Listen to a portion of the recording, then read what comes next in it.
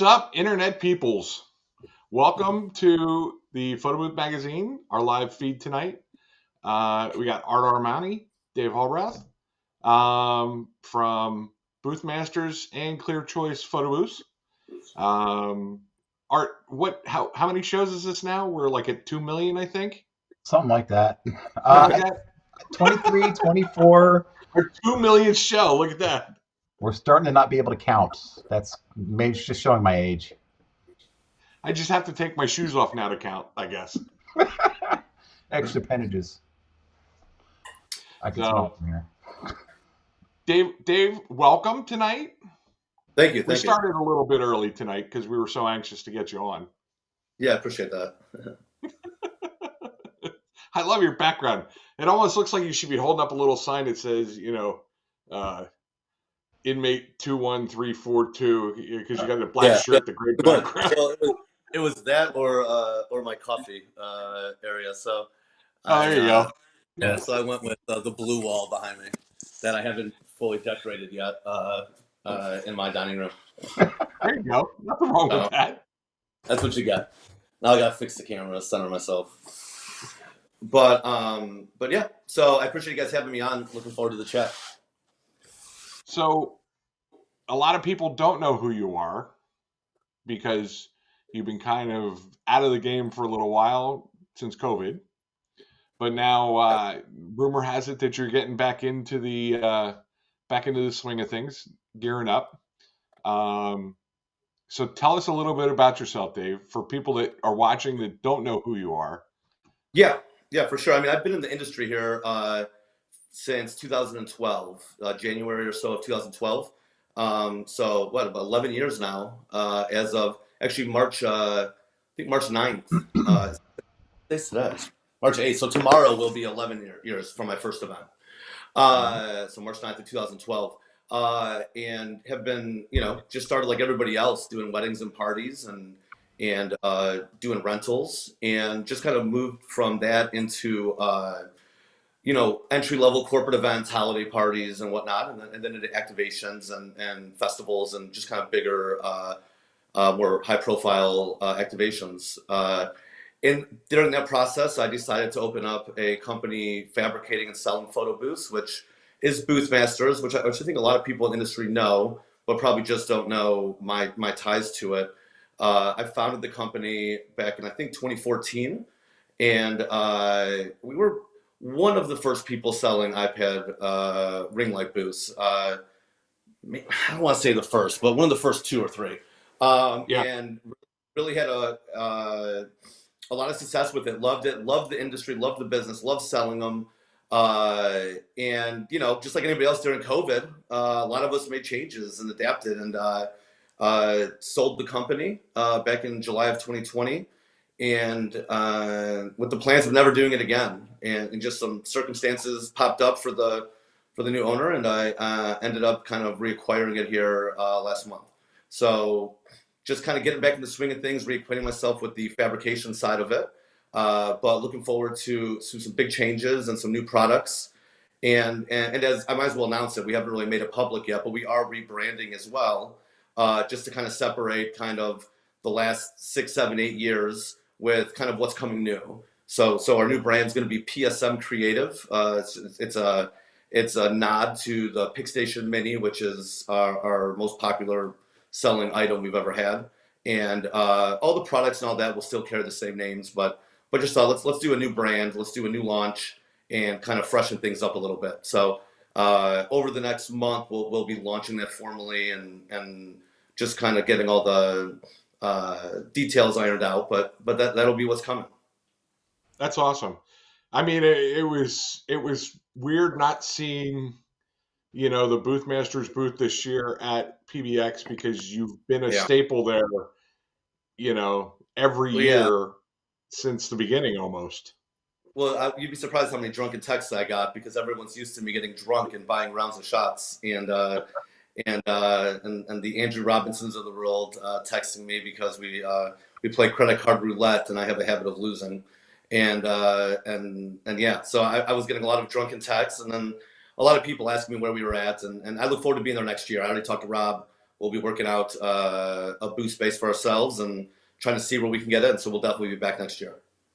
That's fantastic news. That's great news.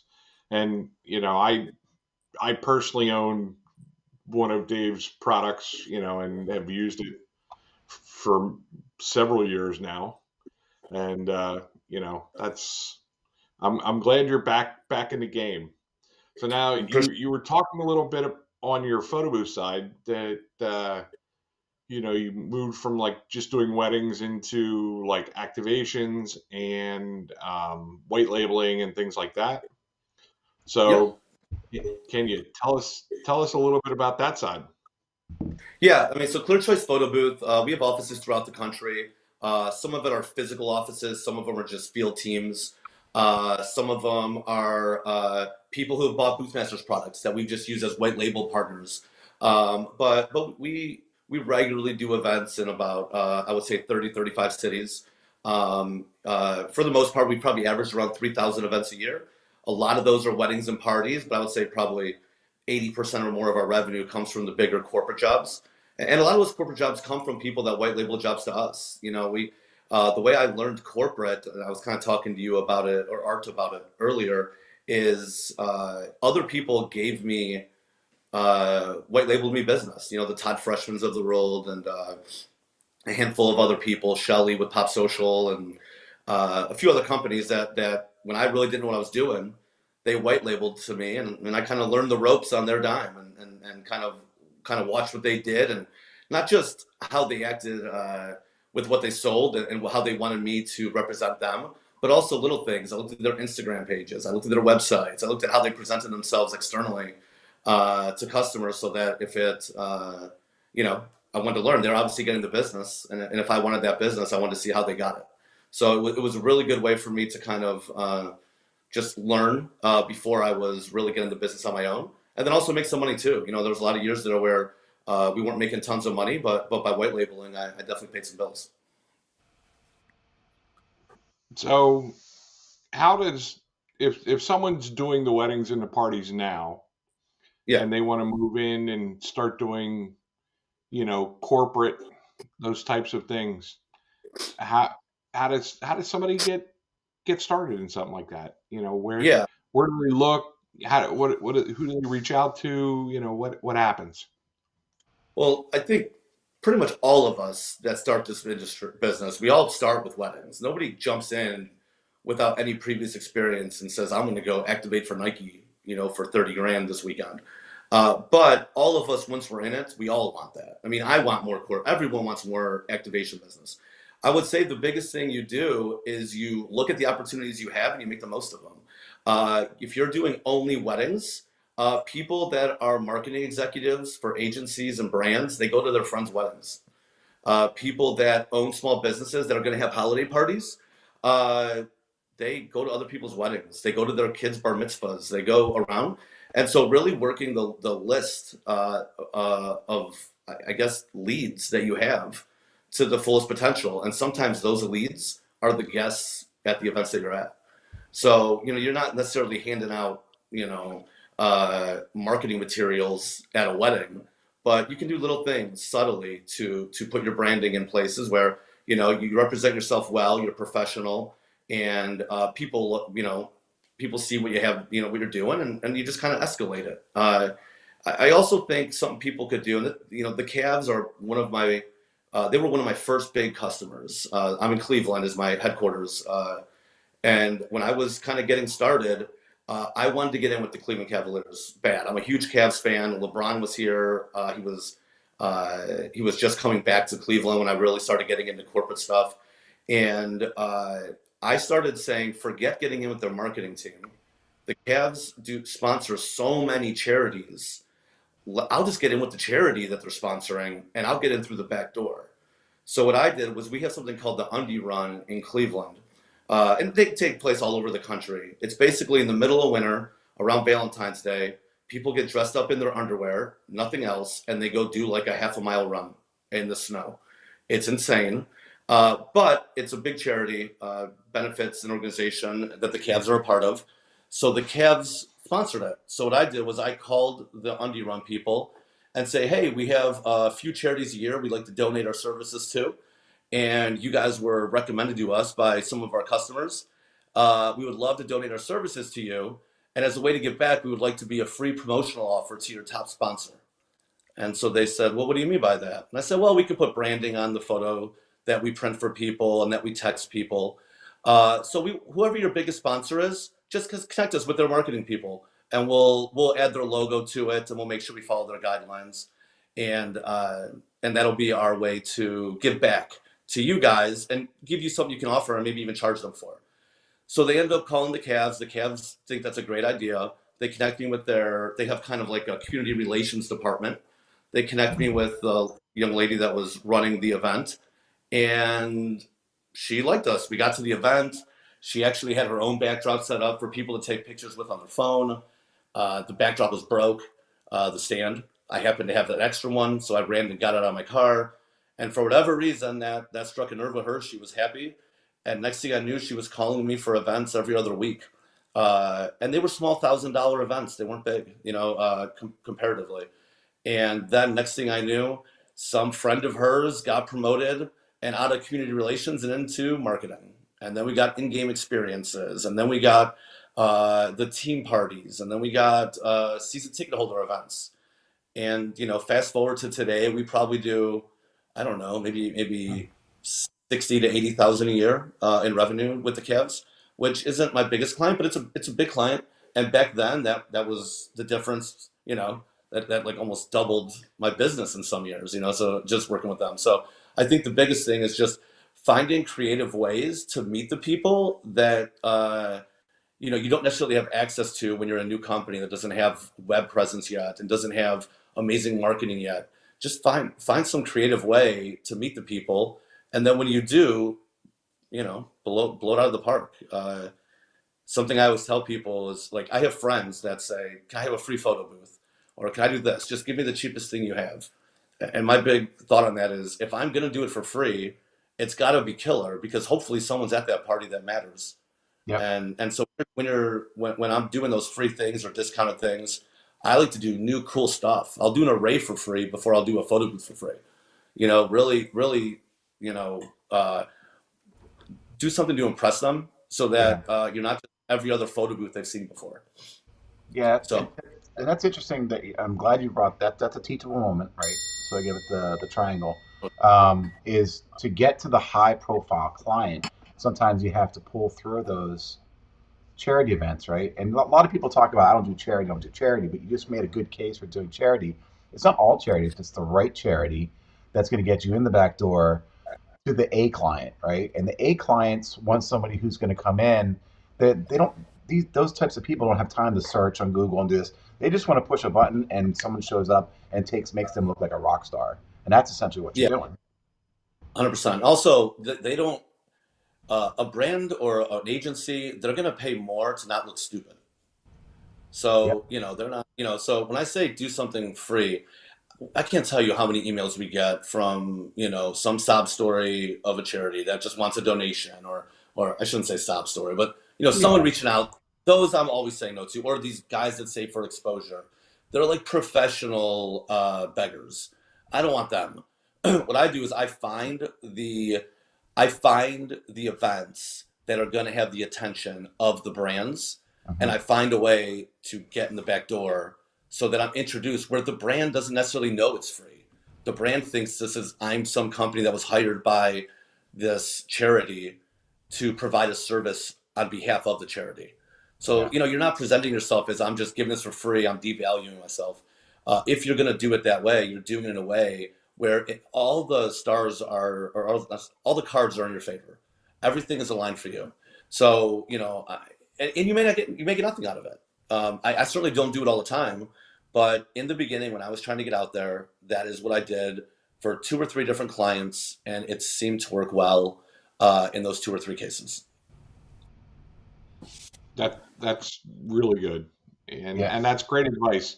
And hopefully, whoever's watching or listening to this, whenever you're watching or listening, you can take some of those nuggets away. So, Dave, what's like your most popular? Uh, I know you do different types of events. Like equipment wise, what's your most Yeah, popular? Is it the iPad booths? Is but it the array? Is it 360s? You know, yeah, so what's popular for your clientele? uh, it's hard to say like from a revenue standpoint because like your standard photo booth is you know I don't know like a wedding is going to be so much different than a corporate event. But I would say from a uh, DSLR to iPad, that one right there with we have a flash on top. That is, I would say, 90% of our events. But from a revenue standpoint, it's probably more like 40 or 50%. 360s, arrays, we do those just like everybody else, especially the 360. We do Vogue booths, we do glam cam. So if pop-up studio is something we do. I don't know where it is on there. It would probably be just under photo booths on our website. And then as you scroll down, it might show up as pop-up studio.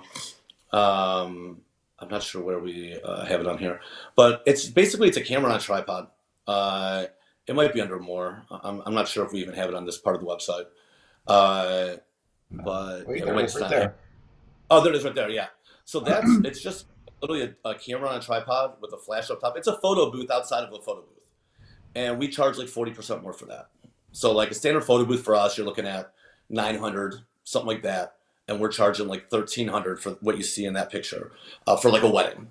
And I said the other system is our most popular. This is pretty close actually. We do a ton of these. I guess I consider them the same thing, even though they are technically different equipment. But it's literally all the gear you already have in a photo booth, and we just take it out. The only Interesting. difference is we like zoom in and out a little bit. We really kind of for weddings we use this as like a glam cam, kind of like a Kardashian effect, and we focus on I guess that angle. But we can do it without that. For corporate events, we do this constantly. Galas, fundraisers, uh, photos with Santa. I mean anything. We use those a ton. People are obsessed with them. They like those more than photo booths when they see them, and I don't get it because it doesn't look like a photo booth, but people love them. Yeah, that's interesting. Well, it's got that kind of like, it's got a professional polish because so many people are used to seeing the umbrella with the camera. It's got like a paparazzi kind of like real studio feel to it, which is exactly what you named it, pop up studio.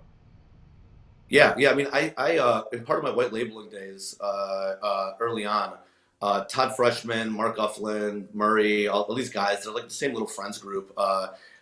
Sharon and Joel, they started using these words like photographer driven activations. And I never got it, but that's how I use that same line when I pitch it to customers. It's, oh, we have like a standard photo booth, or we have more of a photographer driven activation or photo op.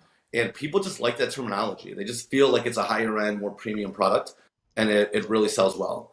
As a manufacturer of photo booths, I should probably shut up about it, but it does work pretty good. The camera on a tripod. Like it's you're being honest. There's nothing wrong with being honest. Yeah, there you go. What software are you using for the pop up studio, if you don't mind asking, or is that proprietary? Oh, Snappic for everything. I absolutely love Snappic. I got nothing but good things to say about those guys. They do a phenomenal job. Uh, Plenty of good softwares out there, but 98% of our events are Snappic. Whether it's iPad only, iPad to DSLR, whether it's in a photo booth or over here. Hmm. We even started using Snappic's sharing software on arrays as well. Like because the array we're using Breeze. I love Breeze Multicam. And but for sharing, I like using Snappic with it. I like Snappic's interface on the back end. I like the analytics and the reporting. Works really well for corporate events, and it's also a Hmm. nice, gallery for private events. Oh, that's really cool. Let's take a look here. So, talked a little bit about the beginners, right? So, the charity thing. So, me personally, I've been down that road where everybody's reaching out to you for a free event at like a VFW or this and that, Yeah. and Mm. you have to pick and choose. So what I've done now is I advertise it. Well, not really advertise, but I make people know that I do five per year to kind of make it like Yep. exclusive, right? And I handpick those, and of course I do a couple more extra, but publicly I'll say I do five a year. So that's the first thing that when somebody calls or emails, it's like, hey, look, I do five a year, and I'm only got three left. I have to be very choosy. So that's kind of like a way of Yep. pushing away some of them. My biggest advice to anyone that wants to do free events, charity events, or even those events where people get in their head that they're going to go to a trade show and they're going to charge like $5 a picture and make money, which is insane. You're Yeah, not gonna. But any of that stuff is forget get, putting yourself out there to the attendees. None of them are going to give you a second look for the most part. Think about who's at the event that you can get one-on-one time with, and that is going to hmm be whoever's putting on the event or who is sponsoring the event. The brands that are sponsoring it. Find a way to get with them. Then you'll get real one-on-one direct time with their marketing department. yeah, And now you have their info, and now you can talk to them. Now that girl Emily that worked for the Cavs, and I was texting her, "Hey, thanks so much for letting us have the photo op for you guys. Had a blast at the event. If I could ever help you with anything, please let me know." 2 weeks later, she was in a jam again, needed a photo booth last minute, and that's how I got that. That was how I got in. But just sending texts, sending emails, and you have their info. If it's just some random attendee, you can't do that. Even if you find out they work somewhere, what can you do other than tell them who you are and introduce yourself? You really can't market to them without looking sleazy. From this angle, you've built a relationship with them during the planning process and during yep, the branding and getting their logos, and then you reaching out to them. That's normal. That's nothing that's uncomfortable or going to be taken the wrong way. oh, amazing. So you like basically like pick and choose who you want, but you seek them out. People coming to you, like those are almost never going to work out for you because they're calling 80 people. Like you're never going to get in with anyone necessarily because they're going to set the parameters for your donation. You want to set the parameters for your donation. So you Uh, want to say, hey, I want to donate this, and then as part of donating it, we want to partner with the brand that's representing you, and then we want a link to our website on your website to give me some Google yeah, help, and we want our logo to be on the T-shirts you're giving out to all the runners at this race or whatever. All these things, you want to depict the terms, and you can't do that if they're reaching out to you. yeah. And you also then you don't know who the sponsors are. So you wanna find the sponsor, find the brand that's in your local market, that's big, that does a lot of events, and then use that as your in. Good point. Gold, people. We got gold information there. Usable, actionable items from Mr. Dave Hobrath. Um, what do you know? One of the things that so you weren't at PBX, and so we were, and we got to see some interesting things. We got to see like the robotic arms, the sketch bots, the audio guest book thing is like going crazy right now. It's like blowing up, but at the For same sure. Yep. time, yeah, it's there's so many options out there. Not being at PBX, do you have anything that you think of? I mean, you're still watching the industry and being a producer of photo booths now. Do you think there's going to be a new trend going in any which direction for photo booths? Man, I would love to know. Right? Like, I mean, that's always a $1 million question. I just want to take Steve Bleisner and you know, get like a camera on him all day and just because his brain seems to figure the stuff out the fastest. What I will say is, I think not. It's very rarely a dramatic change. It's usually an evolution of something we already have. Okay. So taking something that already exists or that has been, I think Connor uh, had made a comment one time that he watches music videos and looks at music videos for what type of artistic look feel is really uh, popular there, and that kind of Okay. drives our trend eventually. Even if you look at 360s, well before we were ever using them for events, they were being used by basketball teams for promo videos. They were being used in music videos. Hmm. Uh, Same thing with some of the green screen stuff and some of for a minute there, people were doing like projectors and using those. Those were all things that were done in music videos. So I think that maybe looking there for inspiration. I think from uh, beyond that, it's something that I probably haven't seen yet. There's I unfortunately am not the creative one. Like I can sell anything once I see it, but coming up with the idea for it is not always the best. I always try to look at what we already have and like how do I make it better. So that's my the iPad photo booth. Like I said, I don't think I was the very first one, but I was probably the second or third, and we were successful because it was a little better. And the array, I was one of the first people to sell like a commercial array, and Hmm. probably still am. I feel like we figured it out, but but I wasn't the one to come up with it. So maybe I'm Gotta get Steve Bleiser on here. He'll have all the ideas for you. It's funny you mentioned the iPad photo booth. I thought that I've only been in the photo booth industry for, and I don't keep track of this stuff, for like maybe like 6 years, 5 years. It turns out I've been in the industry for 9 years. And the only reason because I know that is because I tested out an iPad photo booth before they were really an iPad photo booth, and I shared a picture of my first one it came up in my Facebook feed. Um, and so I had to share it. And I was like, oh my God, I've actually been in this industry for 9 years. And that's me and my daughter 9 years ago. That's crazy. Yeah. So technically, I've Yeah, been in the industry for 9 years because I remember taking that out to the bars and utilizing that. So, yeah. nice. Where'd you buy it? Actually, it's just an iPad, and I got the very simple. I can't remember what app it was, and I tested it out. I configured it, and then I took it to a couple bars after I tested that out. So I can't remember. I wish I knew which one it was. You know, one product I will tell you that I have nothing to do with, but I do think I have seen a lot of people use creatively is Spot My Photos. I that the using like Mhm. photography driven activations, finding a way to use those more creatively than we currently do. I think will be one of the next waves. Shelly with Pop Social does that better than anybody. She's someone I really look up to. I watch a lot of her stuff. Work with Me and Shelly have worked together on hundreds of events over the last 5 years, and it's unbelievable the crap she comes up with. And I mean, I remember when I was first getting with the Cavs, just calling her and saying, "Hey, I'm pitching them these three products. What do I call them?" And the words she put, like, she would put these like titles together. She's like, "Oh, just don't call it whatever, a basketball photo op. Call it the slam dunk machine or something Oh, like that's that." cool. And then she started play on words, and I just think finding ways to use, like, again, the same products we already have, but more creatively, and pitching them in a way that makes sense for that one specific client rather than a cookie cutter product. That's really the key there, and that's probably what will spur whatever comes next. But Spot My Photos, it's something about that software. I haven't personally mastered it yet. I've used it a handful of times, but it's just there's something there. There's something with the way that works. I just love it. I think that's going to be something that really, some that will spur something here coming up. Yeah, Yeah, I interviewed their them booth at was really PBX. busy at the expo this year, What are and we are going to have Ryan on in soon, actually.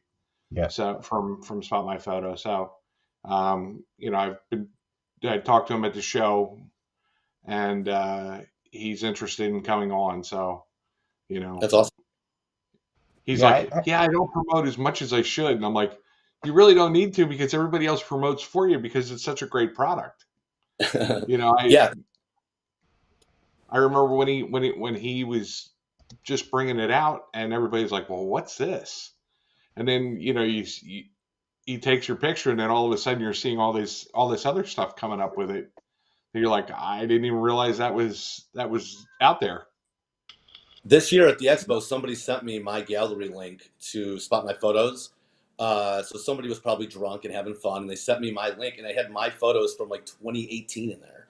Yeah, Which it was funny seeing all the old photos, and then of course it made me miss PBX and man, I wasn't there. But yeah, it's just amazing how it keeps all your photos together. I have not used it for a headshot station. We do a lot of headshot stations, but I want to integrate it with those because I think it's just phenomenal for that. yeah, Especially when you're taking 7 photos of somebody, they just all go to the same link. You don't have to text it every time. I think it's great. yeah. It really is a unique product that's out there.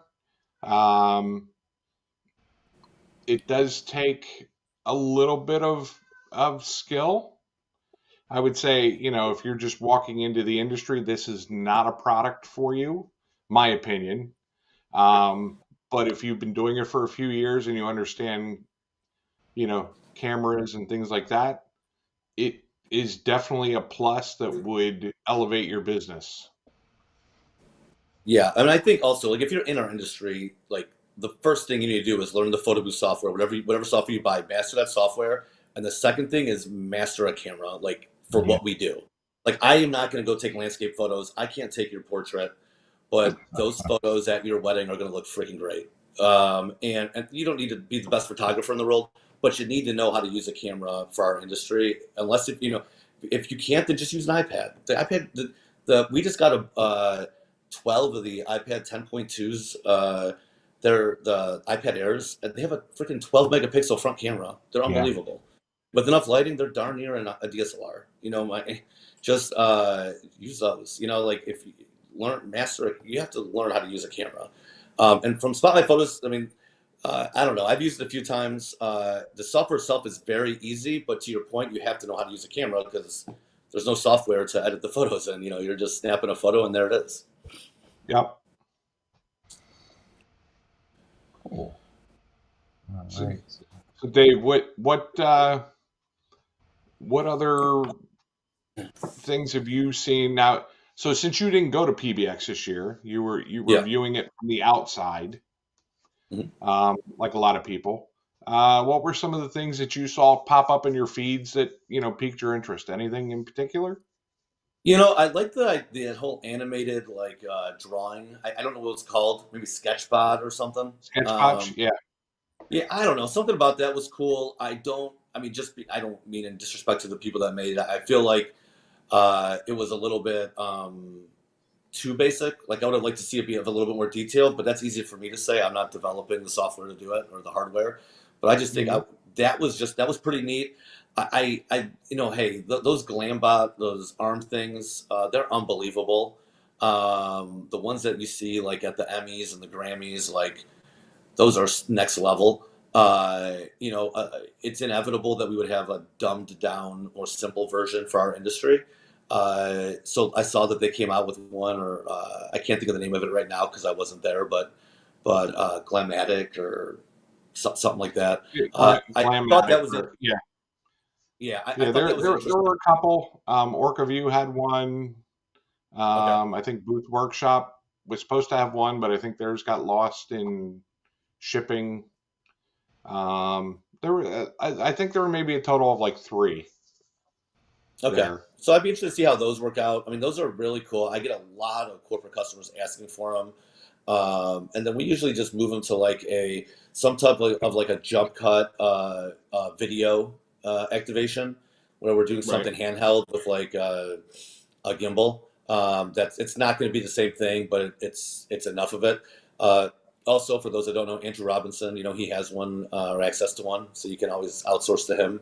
Uh, you know, any of us can get a hold of him if someone doesn't know who he is, and we can connect you. But he has access to one. But they're 50 grand a day. Like, how many people have Right. that budget? So a simpler version of that is something that is inevitable that it's going to be coming. I just think it needs to have a few more basic features than what I saw so far.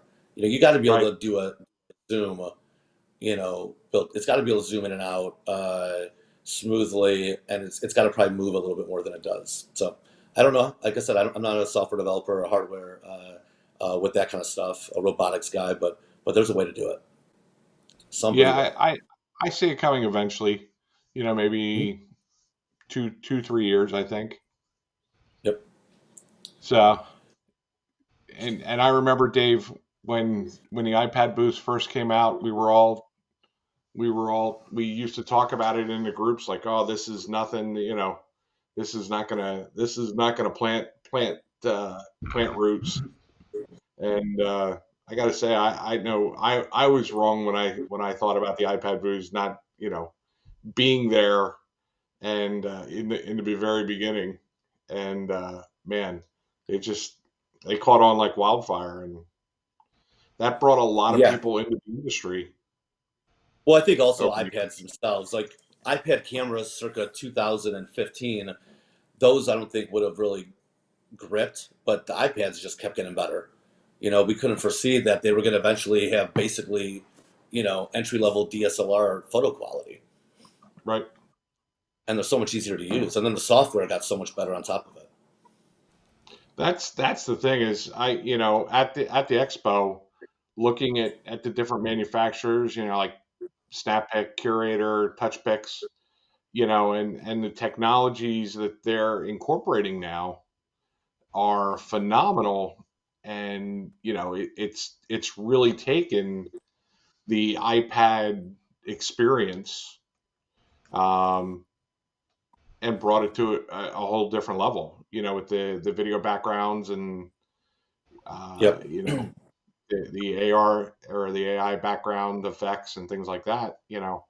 It's Yeah. it's really been It's amazing really cool. to see. Also, it's a seamless, right? Like the processing time is so fast on them. The everyone knows how to use their phone, so it makes using an iPad so much easier. Whereas Windows, it's just a lot more to figure out. And hey, look, I mean, Breeze and PBU and Darkroom, they do a great job on Windows software. For whatever reason, for me, I've always had these iPad photo booths that, to DSLR, but I just don't have a lot of Windows devices, so that's why I'm so iPad heavy. Is just that's just the software I use. But we use PBU and Darkroom and several, and Breeze as well, and have had no problems with them. I don't mean to just sit here and tout Snappick's horn, but no, I mean there's it just seems to me that iPads are just so easy to use, so it just makes everything so easy to train new people as you grow and all that. Yeah, I'm finding that as well. And I've got people that I've had working with me for 4 or 5 years, and they're still having a hard time remembering how to use the Windows machines, with the photo booths. And Yeah. I'm moving a lot of my events over to the iPad based as well. It's simple. It's just so much simpler. It's especially since for me, we've always done iPad to DSLR for the most part. And when Snappick got rid of the digital director and now with the new updates, you're able to go straight from the camera into the iPad. It was a game changer. It's there's no barrier there. It's just so easy. So we're pretty big fan. It's awesome. Haven't tried it out myself. I'm gonna have to give that a shot. So looking Yeah, forward to yeah. see what the results are with that. Literally plug and play. It Oh, couldn't be easier. that's the best. One of the things that you talked about was learning how to use a camera. So, Dave, next week we're going to have somebody on the show that we're going to talk about just that. So it's kind of funny you mentioned that. So who's coming on next week, Dave? So next week we have Jamie Cobb. She's from Photoville, Photo Booth. Um, Great photographer, amazing speaker. Um, so hopefully the stars align. We're tentative with that for the schedule for next week. Um, still finalizing all that, but making sure that we keep our contact live, and we want to let everybody know that, listen, if you do have ideas for shows, to please reach out to us and let us know what you'd like to see, content that you'd like to hear. We have it's crazy how many people reached out at PBX and said, hey, we've watched your shows and Yeah, it was episodes, crazy. things like that. So it's a good thing. And Dave, I'm glad that you were on with us tonight. Yeah, I appreciate you guys having. And what's that? I appreciate you guys having me. Yeah, absolutely. But one of the things, just to back up though, like it's because David was talking about, how to use a camera. But like next week, what I'm hoping is, and Dave Stevenson, you and I were talking earlier, that I think something to really give the user or the viewers, some of the newer ones too, just kind of a brush up on photo composition in terms of framing the shot, right? I've seen, and maybe David, you can like chime in on this, but like there's a lot of people that are leaving these unattended booths, right? And I think there's something to be said about having a, a director or an attendant there that's framing the shots because I've seen these strips. Like you get three photo strips, and like it's a way far back picture, and you can barely see the faces of the people in the photo, right? Or sometimes the head's way down here, and you got too much head space. So I think that's something that needs to be kind of retaught or readdressed in some of these conversations for our folks out there. I think if you're doing drop off booths, the majority of the time they're going to be more of like selfie stations. Yep. Um, so I mean, if you're doing those right, they should be like pushed up against a corner almost. I always tell my customers, imagine an ATM machine that takes pictures. Yeah. Like that's, always in the corner. They're against the wall. They're out of the way. You're not doing backdrops on a drop-off booth usually, and they just sit there. That's actually the Pick Station Mini. That's how it came around. Is Dick's Okay. Sporting Goods won 7. They want 7 simple photo booths we could leave in their store for like a weekend, and I built the Pick Station Mini from scratch for them for that, and then I just kind of put it online and everybody liked it, so we started selling it. Actually in PBN, but yeah, it was just we pushed it up against a wall, and it just then people are a couple feet away. I think if you're Mhm. leaving an unattended booth that's like 8 feet from a backdrop, and so you have to zoom all the way out so you get the whole backdrop in because you don't know where they're going to stand. Yeah. I don't know. I mean, they're just asking for trouble because the booth could get knocked over, it could get unplugged, the backdrop gets messed up and out of frame. I just think you're better off with no backdrop and push it up against the wall. So push them up against the wall, no backdrop, and obviously wired. I mean, battery's not going to work 'cause it's going to last like Yeah, two yeah, hours. exactly.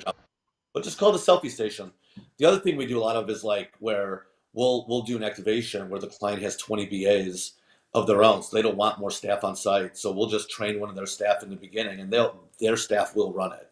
So for us, it's a drop-off booth, but in all reality, it's not really a drop-off booth. Right. It's not unattended, I should say. Okay. So you're actually going in some of these places and training someone in the company that's purchasing or renting this, right? To how to run it. Because Yep. sometimes the screen will go dark or you have to like restart the software. Occasionally, we don't. I mean, again, I just use SnapPick, and I'm not trying to sell SnapPick, but I don't know. I Oh guess I yeah. don't really have those. The biggest problem we have is people want directions, right? Like they want to know what do I do? I come up here and push start, and I don't care how many directions are on the screen. They're gonna ask. So having somebody there, it's hey guys, just get lined up, and they help them pose, and then you Hmm. press start and just kind of count it down for them, show them where to look when the photo gets taken. It's more about that. Just kind of, especially like, the events that do that. We're doing music festivals, fan fests at like World Series or NBA All Star Game, or like right now we're doing SEC championships. Like those events, we'll just go, we'll set up, and the client has their team run it.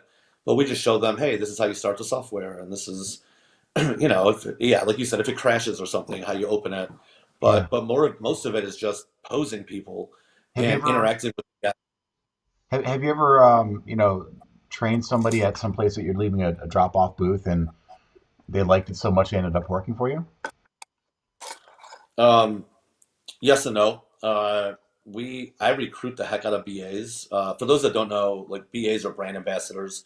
If you ever go to a car show and they got the people there talking to you, none of them actually work for a car dealer. They're an ambassador. They're just people hired there that are good at talking, that are outgoing and friendly, and they're just great event staff.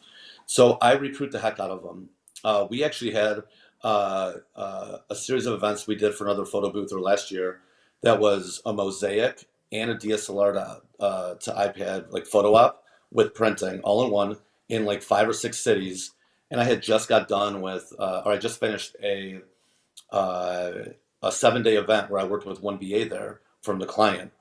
Never did Mosaic, never did iPad. We were doing a 360 at mine, but she was amazing. So I said, hey, I'm in an emergency. I needed an employee. Are you free the next month to fly around to all these cities and do these events? Oh She wow. said, yeah. And I flew her to Virginia. And then she just learned a Mosaic on the fly, learned iPad and DSLR with printing on the fly, and did it. I was in a jam. I had no other option, and trained her over the phone. We sent one of our employees down to work with her the first day or 2 days maybe, and so those BAs they're good. So brand So yeah, ambassadors, and we recruit them a lot. where are you finding these brand ambassadors at? Well, sometimes there's you can if you just Google brand ambassadors of like or not Google, but go on Facebook. Yep. There are hundreds. I mean, every city has every. I don't care what city you're in. Whatever the closest major city is, just brand ambassadors of Cleveland, brand ambassadors of Chicago, Oh of cool. Miami, of Des Moines, Iowa, Louisville, Lexington, anywhere. They have them in every city, hundreds, maybe thousands in every city of people who only work events for a living. So is And this that's cool. I'm gonna look this up. So I'm learning. And that's what I love about the show is I get to learn things. So yeah, It's impossible The for me best to way, the best way is to go to trustedherd.com. He trust it. basically runs all the, yeah, HERD, Oh yeah, yeah. trustedherd.com. I think Sharon mentioned that last time. Yep. Yep. Yeah. So you go there and you can post a listing for free, Hmm. and then you put the city in there that you're hiring for, and you know you're not going there saying I'm hiring a full-time photo attendant every weekend. You're Yeah. saying this Thursday I have an event. I need someone to work. This is what the event is. You're not really hiring wedding staff Yeah. initially there. You'd be more hiring for like a corporate event, but then you take those people and you transition them to Okay. corporate events. That's awesome. Very So, cool. but those people are professional event staff. Like they know what they're doing. You just got to train them on tech. You know, it's just a lot easier to train tech than it is to train personality. You were absolutely right. I mean, I'm finding that right now that I can find people that either have one or the other, but trying to find both is almost impossible for me lately. Yeah. So I'm scouring, and that's a lot of the people that watch the show. You know, they do. I think we all have a similar problem of finding staff for our events. So any tidbits that you're offering right now is gold. So thank you for that. Anything to help my competition. Yeah, right. Well, it's community over I'm kidding. competition. Come on, man. I mean, hey, So, Brian, listen, I can't literally almost half my business is doing events for other people. So I'm Yeah. kidding. I hope they all do great and then call me and say, "Can you do this event?" Because you know we love white labeling and I love giving white labeling out to other people. It's literally half my business. All right. A lot of people like, and some people are watching for the first time. So in elevator pitch or kind of like pitch style, what is white labeling? Just for those who just tune in, don't know what white labeling is. Um, so white label, I'll give you a perfect example. Yep. We've talked about Shelly from Pop Social a little earlier. Shelly had an event. It was in, I think, 20 cities for Yahoo. And so she booked this event, but she doesn't have, she's not trying to activate 20 cities herself. Right. So she got introduced to me by a mutual friend and said, "Hey, how many of these can you do?" And I said, "I'll do all 20." And she said, "You could do all 20?" I said, "Yep, I'll do all 20 of them." We worked out a deal. And I don't remember, this is years ago, but let's just say she gave me $2,000 per city for easy math. And then I went and I had people who owned the same, they owned my Booth Masters photo booth. So I started calling all the customers I had in the various cities. I called them and said, "Hey, are you available this day in San Francisco?" And they Yep. say, "Yes." "Okay, I have this event for you. It's 1250 or 1500. Gotcha. So I would keep 500 or 700, whatever it was, and they would get difference. But the point is that I was representing Pop Social, and then the people that I was giving the business to, they were also an extension of me representing Pop Social, who gave me the business. And so, like when we call people to say, "Hey, do an event in your city," you are representing Clear Choice Photo Booth. You're not ABC Photo or whatever your name Hmm. is. No, you are white labeling as that brand that gave you the business. And if the client says, "Who are you?" you say you're Clear Choice Photo Booth. You Yep. don't say that you're your company. And and then if they have referrals or they say, "Hey, we need more events," you give them Clear Choice Photo Booth. And so when I would get those gigs and we would have people that say, "Hey, I work for Mazda. I need business." "Okay, call Shelly with Pop Social. She's my boss. Here's her phone number. She handles Yep. all that stuff." And That's awesome. all you are is you're basically an attendant, but you're getting paid like more than you would for a wedding or a party in your local city. So when you're getting started, it's a really good way to make more money than you normally would on an event, but then also learn how to do corporate. Cool. That's great. Perfect elevator pitch for white labeling, and that's everything. That's like your welcome screen. Does not say your not say your personal business. It Nothing. says Clear Choice. No polo. Shirts. Definitely Yep. nothing. Like this is the easiest way to explain it. Is if you go to the local grocery store and you see like Walmart branded spaghetti. Like Walmart doesn't make spaghetti, right? They're a No. great value brand. They Yep. just go to whatever pasta company, they buy it in bulk and they throw it in a different box. That's it. That's basically what you're just representing another company and pretending that you're them. Yeah, and white labeling is a good source of income. You know, It's you're great. you're getting a piece of the pie. You don't have to do the marketing, and other companies just coming up to you and offering the business for a chunk of change, which is all was Yeah, beautiful. and not just that, but your odds of getting recurring business from someone that white labels to you are very high. Your odds of getting a regular client to a white label partner is better than a normal client. Yep. Like people always say, like, "Oh, I don't want to be white labeled. I'm going to charge extra because I get." Hmm. if I give you 10 events a year, I'm a lot more valuable to you than some guy that got married once Yeah. or had a bar once. You know, like how often, we Pop Social, just I keep saying them, but there's been years where she's given me 150 events. Hipster is another one. They've given me well over probably 200 events, 300 events in a year. There's plenty of companies that white label to me that have given me more events than a lot of people do in a year on their own. So I just think making yourself accessible and willing, and just take out your pride and ego of like, I work for myself. I don't want to use their name or their brand. And just, if T-Mobile came to you and said represent us and don't say your name, you would do it. There's no difference. Oh yeah, absolutely. Oh, cool. Well, thank you for that, Dave. That's Yep. awesome. Mr. Stevenson, anything else Yes. you want to before we close out the show this fine Wednesday evening?